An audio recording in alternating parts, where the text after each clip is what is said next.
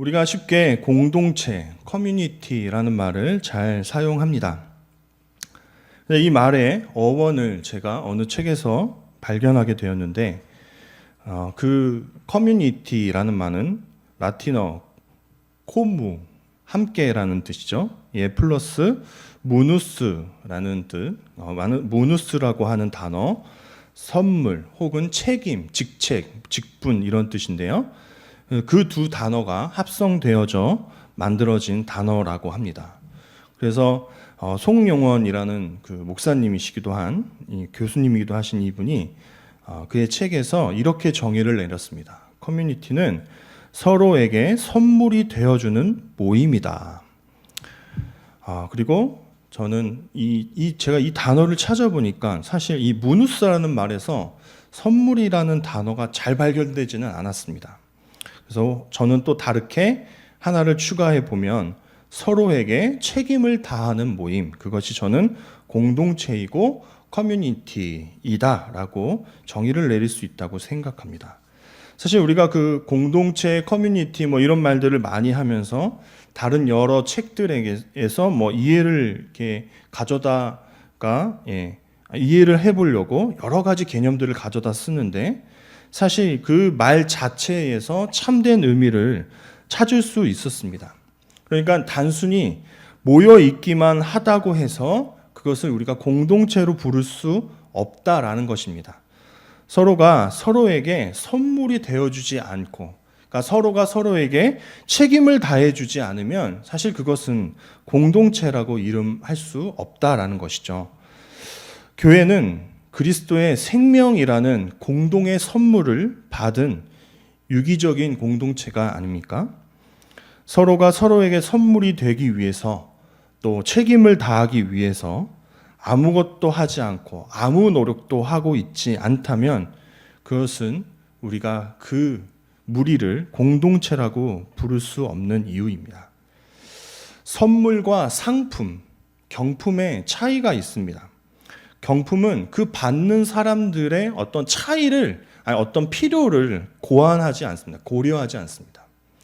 제가 예전에 있던 교회에서 체육대회를 했는데 1등 상품이, 1등 경품이 김치 냉장고였습니다. 그 시작부터 준비하던 그 때부터 저 상품을, 저 김치 냉장고를 누가 가져갈까? 엄청 서로 뭐 자기가 받네 막 이러면서 했었습니다. 사실 그 김치 냉장고가 굉장히 필요한 사람은 저였습니다.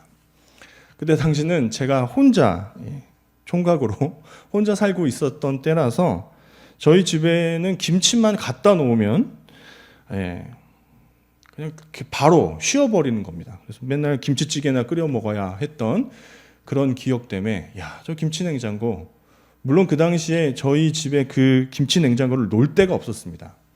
제가 그 김치 냉장고 위에 올라가서 자더라도 내가 저거 꼭 받았으면 좋겠다 하는 생각을 했었습니다.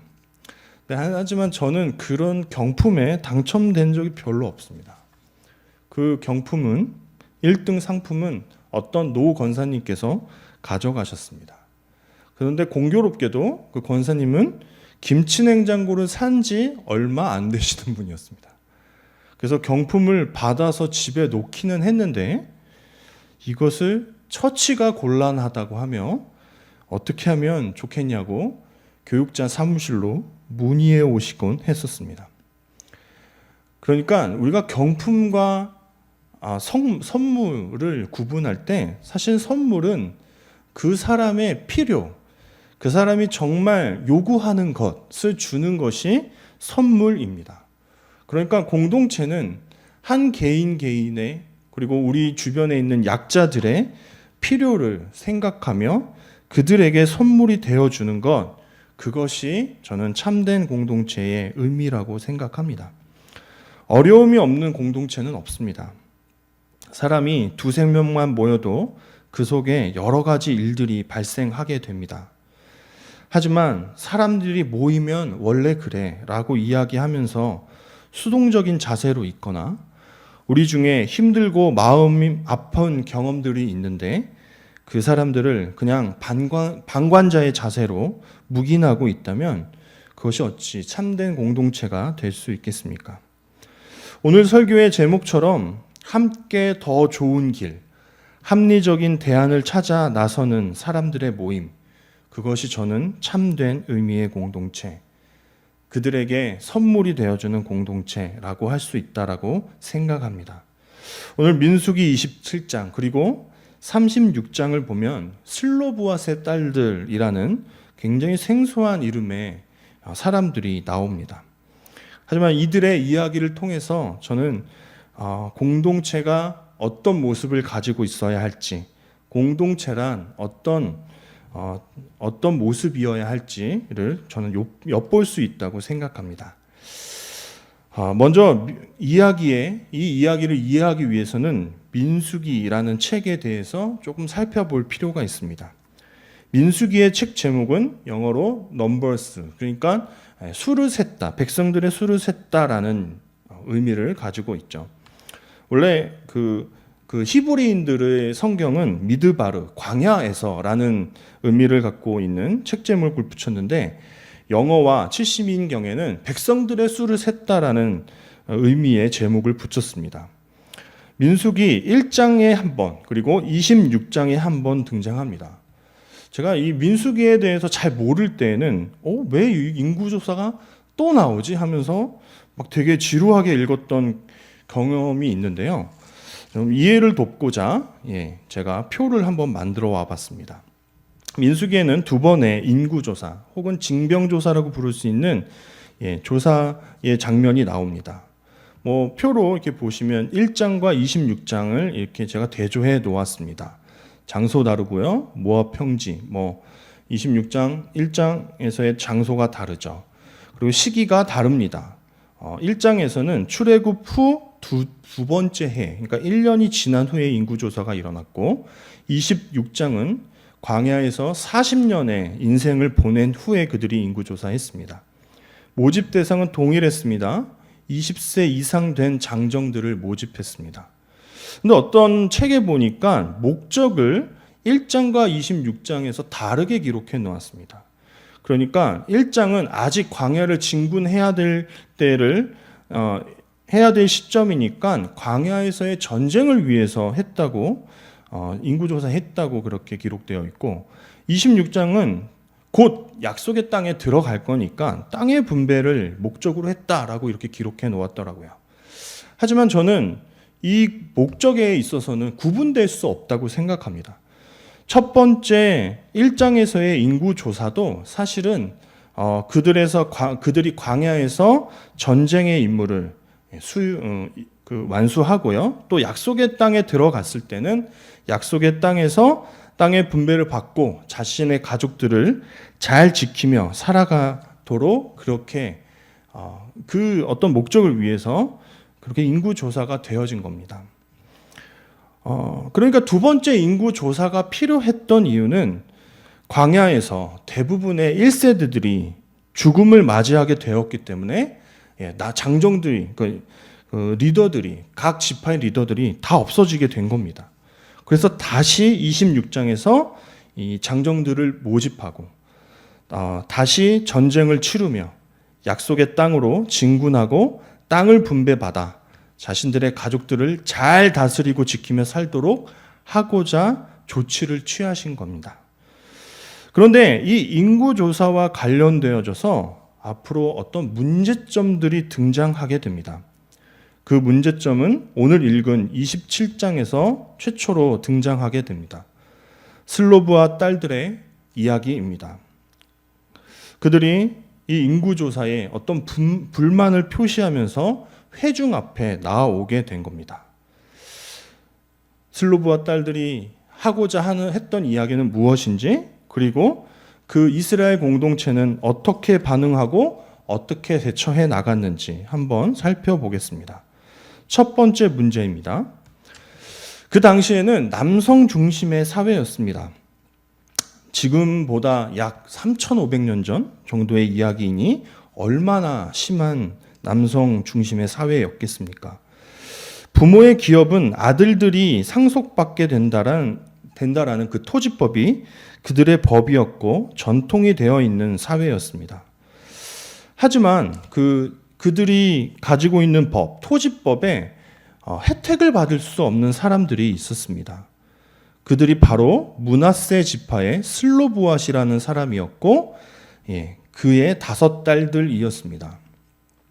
슬로브앗은 민수기 1장의 첫 번째 인구 조사에 20세 이상의 장정으로 선발되었던 사람입니다. 그래서 그는 40년 동안 이스라엘 백성들을 위해 헌신적으로 전쟁을 치르며 살아온 사람이었죠. 1세대가 자신들의 죄악으로 죽음을 맞이하게 되어 그들은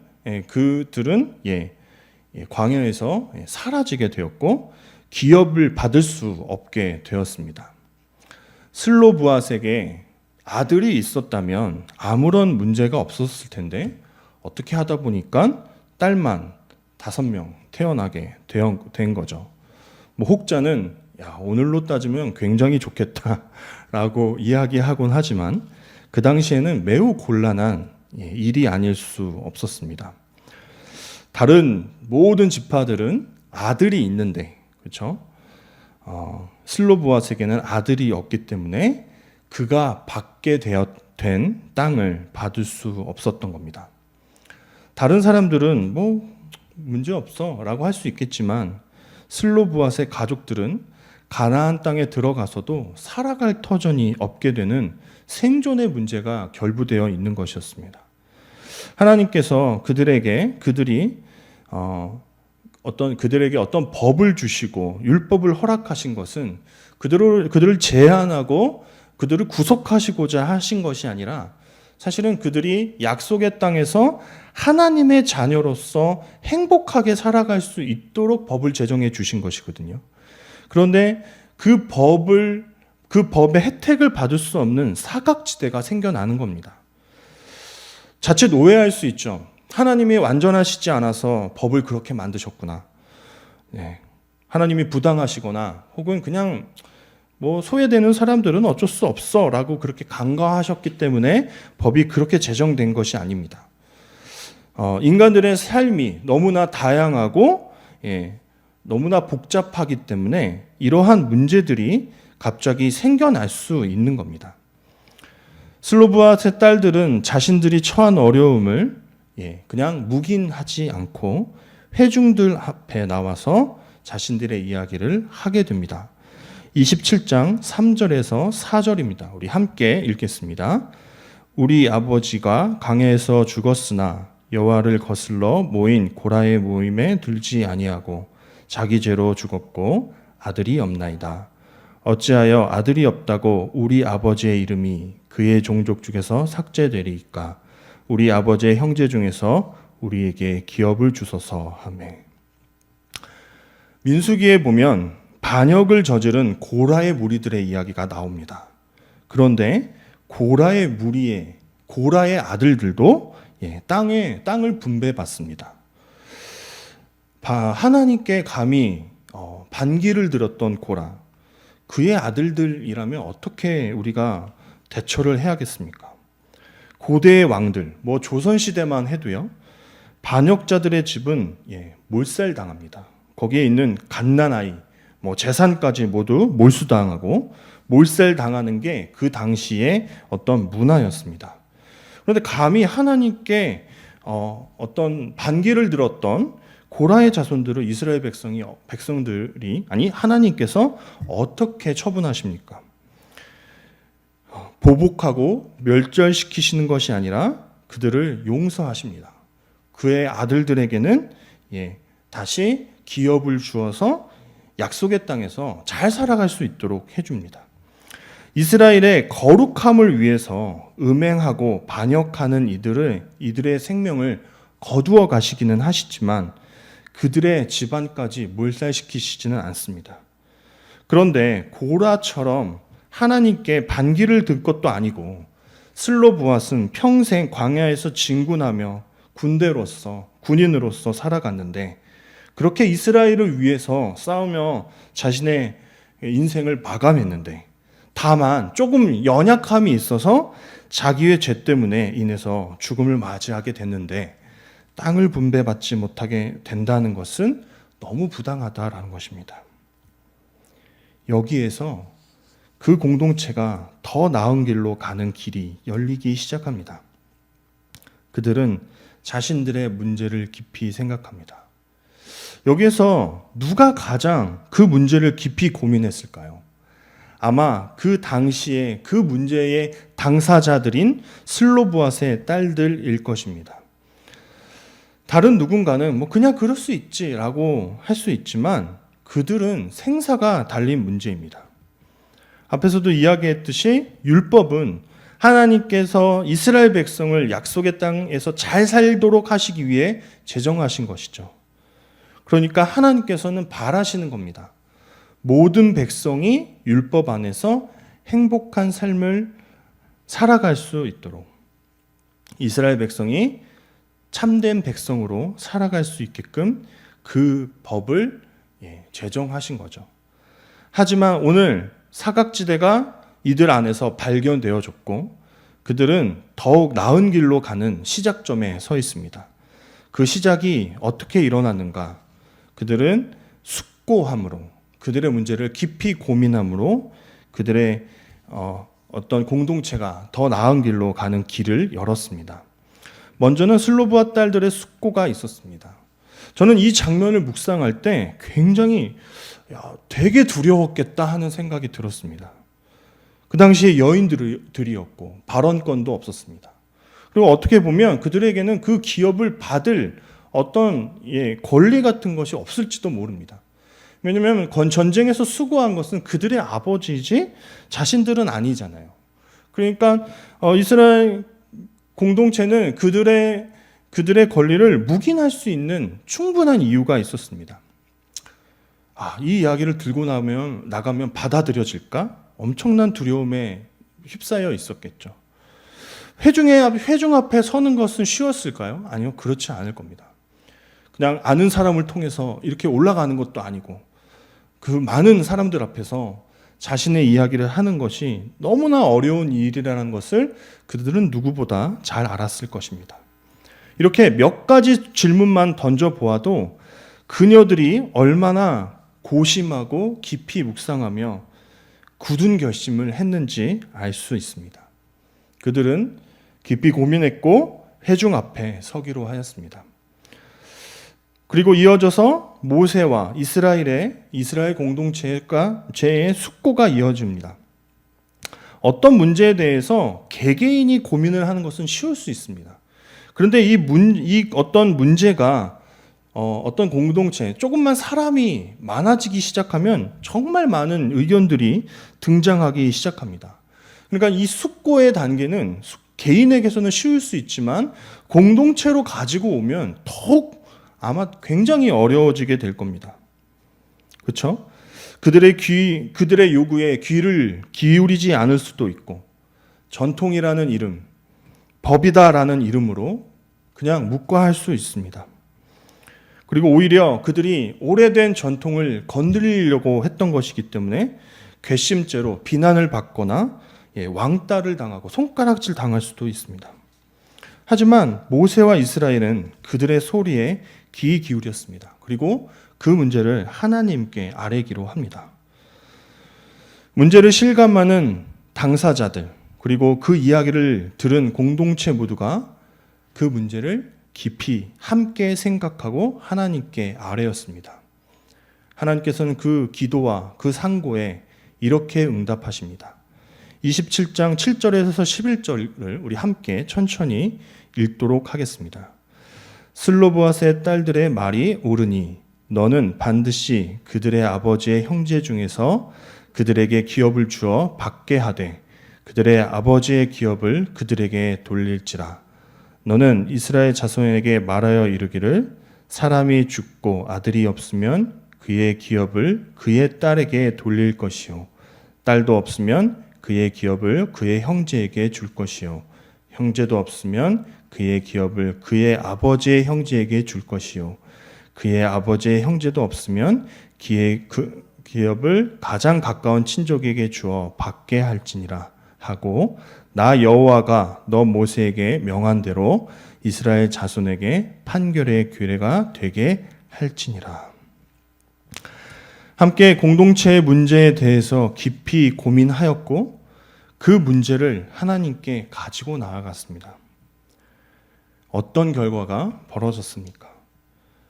슬로브앗의 딸들, 그리고 그 문제를 처음 들었던 이스라엘 백성들, 이스라엘 공동체가 생각했던 것보다 더 좋은 토지법이 그들의 토지법이 되어버렸습니다.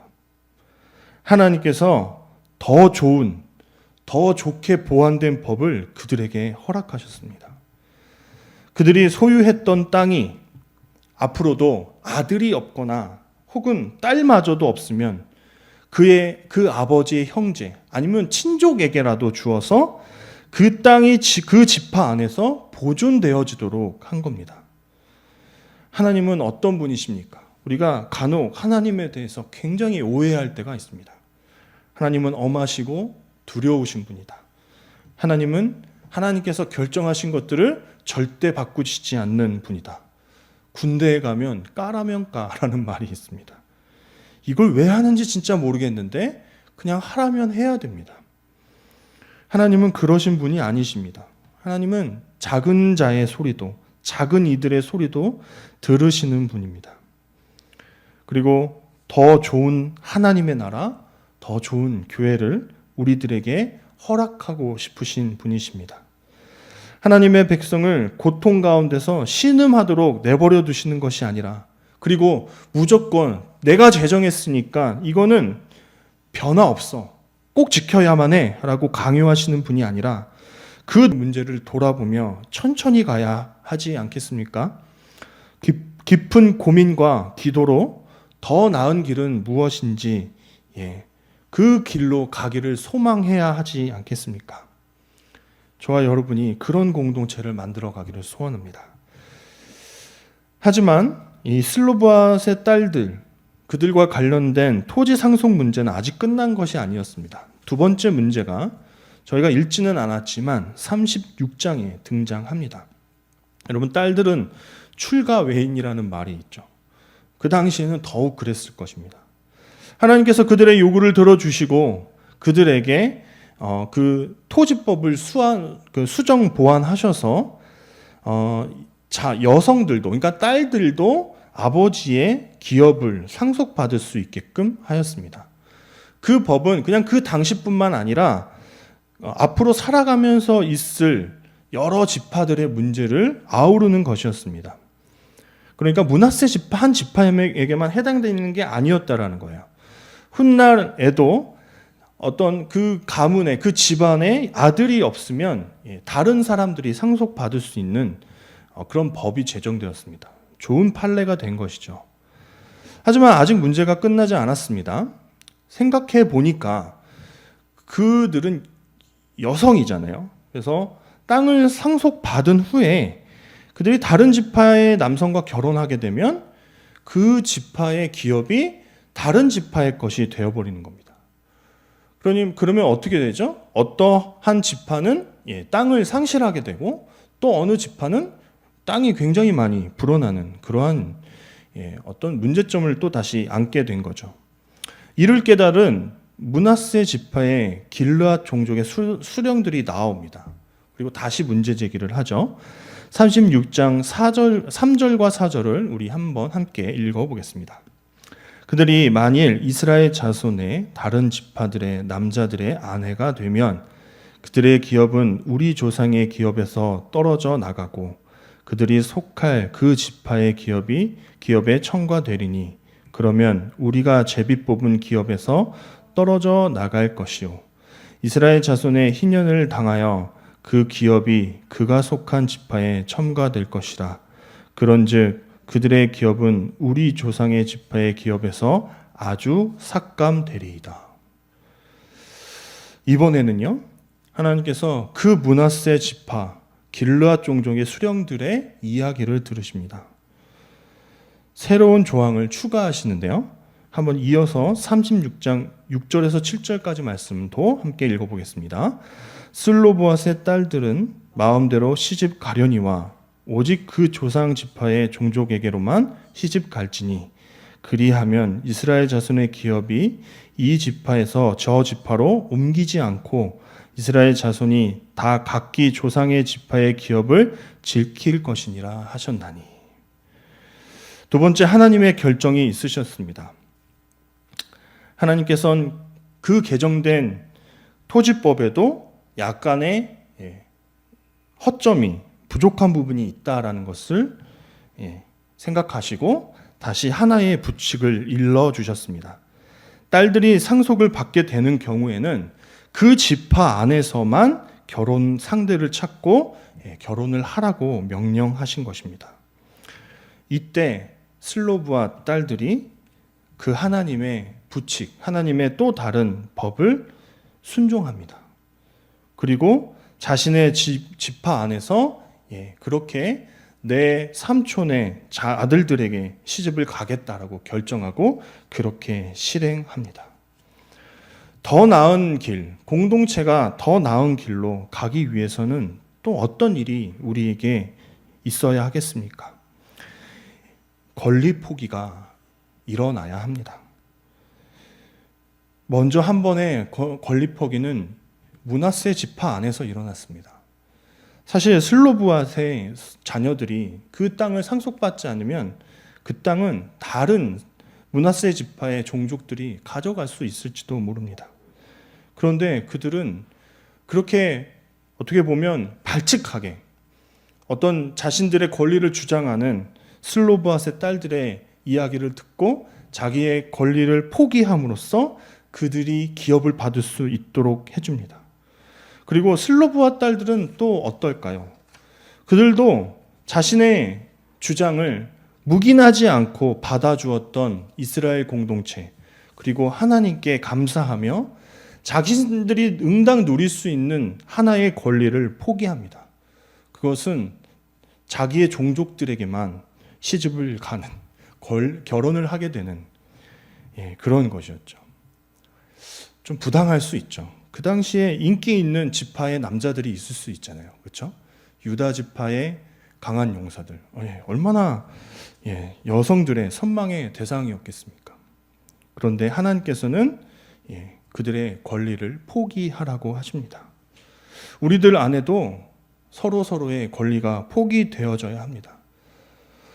권리 포기는 이웃에 대해서는 사랑과 헌신, 양보와 자비를 만들어냅니다. 우리가 우리 이웃에게 무엇인가를 하나를 주려고 하더라도 우리가 그것을 응당 누려야 되는 권리가 포기되지 않으면 누구에게도 선물할 수 없는 거죠. 또한 권리 포기는 하나님께 대하여 순종으로 응답하게 되는 길로 인도합니다. 하나님께서 명령하신 길에 우리의 어떤 잣대와 우리의 생각을 주장하는 것이 아니라 하나님의 뜻이 옳습니다. 나의 권리를 포기합니다. 라고 하고 내려놓을 때에 그 공동체는 더 나은 길로 가게 되는 마침표를 찍게 되는 것이죠. 어떤 한 가정이 있습니다. 이 가정은 가정의 문화를 부모와 자녀들이 함께 만들어가야 된다라고 생각했던 가정이었습니다. 제가 살고 있는 그 동네에 한 카페 교회 목사님의 이야기인데요. 가정 예배를 드리는데 이 아이들이 굉장히 지루해 하더라는 거예요. 아주 오랜 시간 후에 이 아이들을 어떻게 하면 좀 같이 가정 예배도 잘 드리고 좀 더 이 아이들도 생동하는 그런 가정을 만들 수 있을까, 이런 것들을 막 고민하셨대요. 그래서 아주 간단한 건데 1분 토크라는 시간을 한 달에 한 번씩 주최하게 된 겁니다. 이제 숙고의 결과인 거죠. 뭐냐면 가족 모두가 가정 예배를 마친 후에 2부 순서로서 1분씩 자기 이야기를 하는 겁니다. 무엇이 서운했고, 내가 누구랑, 형이랑, 오빠랑 싸운 이유는 이러한 거야 라는 것들을 이야기하는 겁니다. 그러니까 부모들이 완전 놀라기 시작하는 거예요. 제가 저런 거에 서운했구나. 내가 저렇게 잘못 행동했구나 라고 그런 생각들이 막 이어지더라는 거예요. 그래서 다음에 이젠 부모님들이 목사님과 그 사모님이시겠죠? 그 다음 돌아오는 그 한 달 후에 돌아오는 그 가정 예배가 어떤 날은 너무 두렵더래요. 또 나는 한 달 동안 이 아이들에게 어떤 실수를 했을까? 그러니까 좀 더 조심하게 되는 거죠. 아이들에게 화낼 거 한 번이라도 더 참고 그들을 좀 더 사랑으로 대해야겠다라는 생각들을 하게 된 겁니다. 그 목사님의 카페에 놀러 가서 제가 커피를 마시면서 물어볼 때에 이렇게 말씀하시더라고요. 그 아이들이 그 1분 토크하는 시간에 가장 신나 보인다고. 여러분, 제가 그 어떤 중고등부, 청소년들을 대상으로 하는 어떤 강의에서 이런 이야기를 하더라고요. 청소년들에게, 우리 자녀들에게 가정의 문제를 함께 공유하셔라. 예? 요즘 제가 어떤 아이들에게 이렇게 부모님 너 뭐 하셔? 이렇게 물어보면요. 자기 아버지가 무슨 일을 하시는지 모르는 아이들도 있더라고요. 글쎄요, 우리 아버지 뭐 하는지 모르겠는데요. 굉장히 그것이 좀 신선했습니다. 왜 그런지는 사실 그 가정의 문제일 수 있겠지만 한두 가정 발견된 게 아니라 굉장히 많은 가정들이 부모님들이 정확하게 무슨 직업을 가지고 어떤 일을 하시는지에 대해서 아이들이 잘 모르는 그런 가정들이 있더라는 거예요. 그런데 그 청소년 그 강의를 해주신 그 교수님은 아이들에게 가정의 문제를 함께 공유하고 그 아이들도 수동적인 존재가 아닌 그 한 가정의 어떠한 일원으로서 문제를 함께 헤쳐나가는 사람이다라는 인식을 갖게 해주라는 겁니다.